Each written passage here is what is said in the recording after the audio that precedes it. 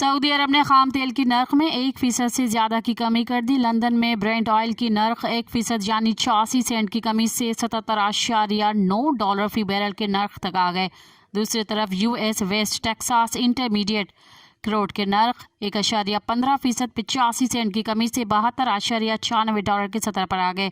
Saudi अरब ने तेल बरामद करने वाले ममालिक की तरफ से रसद बढ़ाने जाने और गैर मामूली मुसाबिकत के बायस नर्क गिराए हैं। सऊदी अरब के इकदाम से इसकी तेल के नर्क 27 माह की कम तरीन सतह पर आ गए हैं। ख्याल रहे कि गुज़िश्ता साल दिसंबर के आखिर में मुल्क में खाम तेल और गैस की पैदावार में हफ्तावार बुनियादों पर इजाफा रिकॉर्ड किया गया था।